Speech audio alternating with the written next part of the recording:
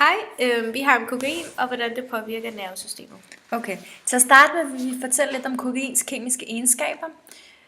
Kokain er et alkaloid, som findes i bladene på kokaplanten, som vokser i Peru og Bolivia. Ved at bladene opløses i en blanding af petroleum og stærk syre, dannes der kokapasta, som videre fremstilles til en ren krystallisering, som kaldes kokainhydroklorid. I denne form eksporteres stoffet fra narkokartellerne i Syd- og Mellemamerika. Når kokain indtages, virker det stimulerende på centralnervesystemet.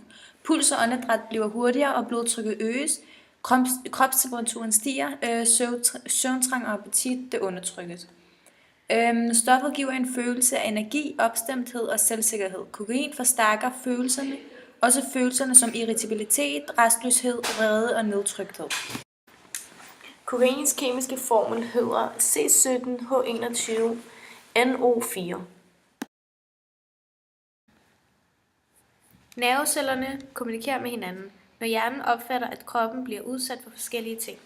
Det kan være smerte, glæde eller andre følelser. Når cellerne giver og modtager disse informationer til og fra hinanden, sker det via elektriske impulser. De elektriske impulser bliver opfanget af nervens såkaldte synapser, som er små antenner, der sidder på mellem cellerne. I antennerne sidder der også såkaldte kemiske beholdere, der kan formidle informationerne mellem nerverne. Når afsendernerven vil sende informationerne til modtagernerven, frigør de kemiske beholdere informationerne. Modtagernerven kan opfange informationerne med sine transportreceptorer.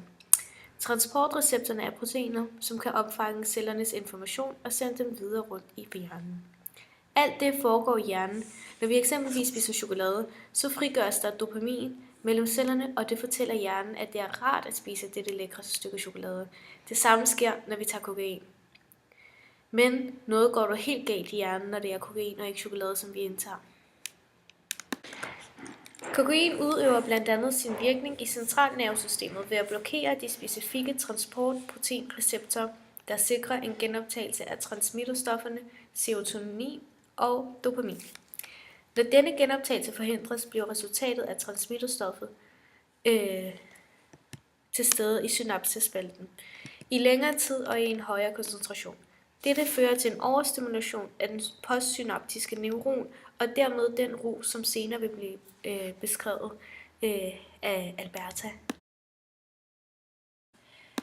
Kortvarig rus. Rusen varer typisk 15-30 minutter for kokain, når den sniffes, og 5-10 minutter, når stoffet ryges i form af crack eller freebase.